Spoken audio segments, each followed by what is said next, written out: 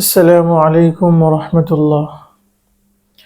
কিছুদিন আগে একটা পোস্টার শেয়ার করেছিলাম, তাতে লেখা ছিল আসালিবুল ইফতার একটা গুরুত্বপূর্ণ উসুল সম্পর্কে ভিডিও আসছে।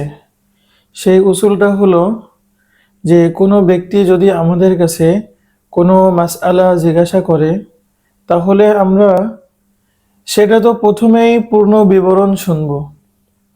শোনার পর আমাদের করণীয় হলো যে সে কোন অবস্থার সম্মুখীন হয়েছে, সেই অবস্থা জেনে সেই অবস্থার সমাধান কি, সেই সমাধানটা আমাদের বলতে হবে।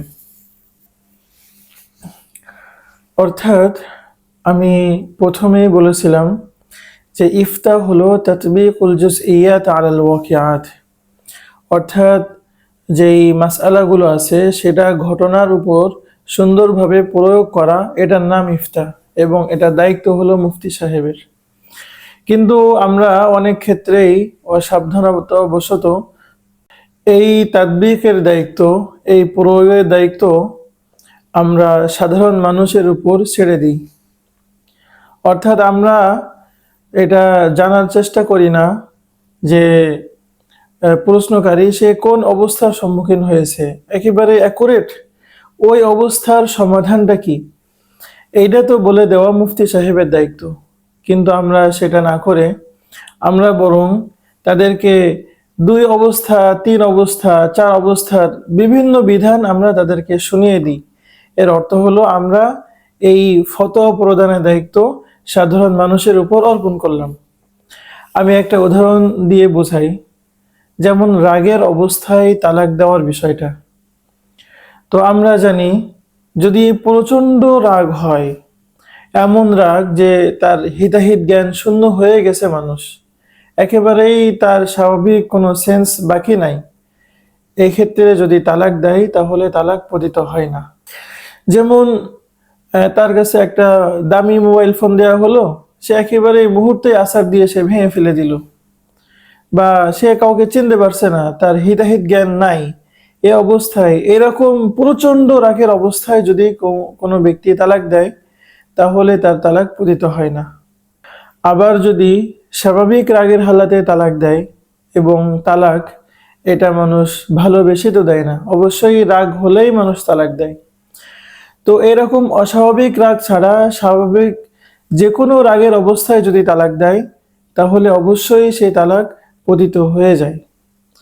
এখন কোনো প্রশ্নকারী যদি আমার কাছে আসে, এসে যদি বলে, হুজুর আমার স্ত্রীর সাথে খুব ঝগড়া হয়েছিল, সেই ঝগড়ার অবস্থায় আমি রাগে, প্রচণ্ড রাগে আমি তালাক দিয়ে দিয়েছি, তো এক্ষেত্রে মুফতি সাহেব ওনার দায়িত্ব হলো যে উনি ওই রাগটাকে উনি নিজে আগে বোঝার চেষ্টা করবেন যে এটা কোন, আমরা প্রথম যে রাগ বললাম ওই রাগের মধ্যে পড়ে নাকি দ্বিতীয় রাগের মধ্যে পড়ে। তো যাচাই বাছাই করে উনি একেবারে অ্যাকুরেট একটা সমাধান বলে দিবেন যে আপনাদের তালাক হয়েছে নাকি তালাক হয়নি। এখন যদি কোনো ব্যক্তি বলেন, কোনো মুফতি সাহেব যদি বলেন যে আপনাদের এই রাগের মাত্রা যদি সীমাহীন পর্যায়ে হয়, একেবারে আপনি হিতাহিত জ্ঞান শূন্য হয়ে পড়েন, ওই রকম যদি হয়ে থাকে তাহলে আপনাদের তালাক পতিত হয়নি। আর যদি এরকম না হয়, স্বাভাবিক পর্যায়ে রাগ যদি হয়, তাহলে আপনাদের তালাক হয়ে গেছে। ব্যাস, এতটুকু দিয়ে যদি আমরা শেষ করে দিই তাহলে কিন্তু সাধারণ মানুষ যারা প্রশ্ন করেছে তাদেরকে আমরা সঠিক অ্যাকুরেট সমাধানটা আমরা দিতে পারলাম না। এখন ওই ব্যক্তি সে মাসআলা জেনেছে যে প্রচণ্ড রাগে তালাক দিলে তালাক পতিত হয় না, আর অল্প রাগে দিলে তালাক পতিত হয়।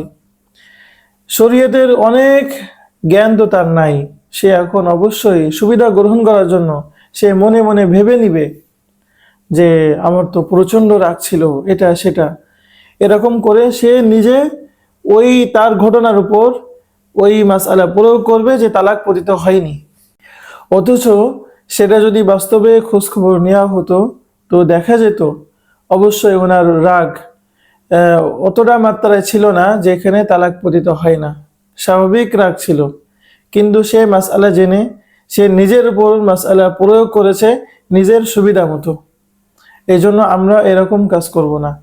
অবশ্যই কোনো ঘটনা যদি ঘটে, সেই ঘটনার পূর্ণ বিবরণ শোনার পর সেই পূর্ণ বিবরণের মধ্যে তো এটা অবশ্যই থাকবে যে প্রশ্নকারী, সে মুস্তাফতি, সে কোন অবস্থার সম্মুখীন হয়েছিল এবং ওই অবস্থার নির্দিষ্ট কি হুকুম আছে শরীয়তের, সেই হুকুমটা জানিয়ে দিতে হবে।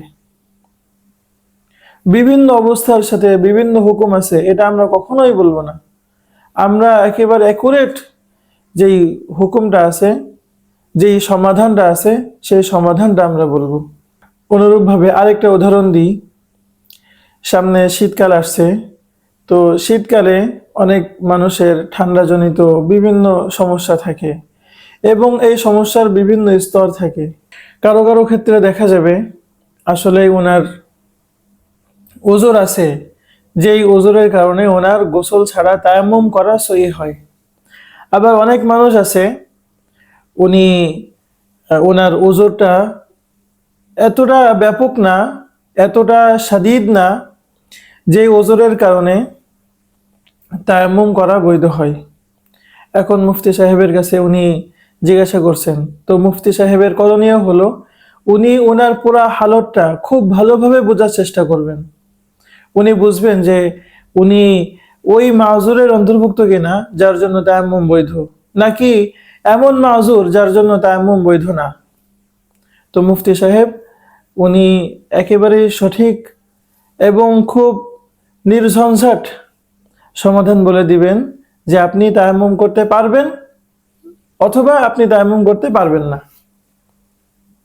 এখানে যদি মুফতি সাহেব এই মাসআলা শুনিয়ে দেয় যে আপনি যদি এমন অসুস্থ হন যে অসুস্থ হলে, যে অসুস্থতার অবস্থায় যদি গোসল করেন তাহলে আপনার অঙ্গহানি ঘটবে, আপনার জীবন নাশের আশঙ্কা আছে, আপনার রোগ বেড়ে যাওয়ার আশঙ্কা যদি তৈরি হয় তাহলে আপনি তায়াম্মুম করতে পারেন, আর যদি এরকম না হয় তাহলে তায়াম্মুম আপনি করতে পারবেন না। তো এই কথা যদি বলে দেয় তাহলে অনেক সময় মানুষ দেখবে সে সুবিধা গ্রহণ করার চেষ্টা করবে। তো এটা তরিকা না।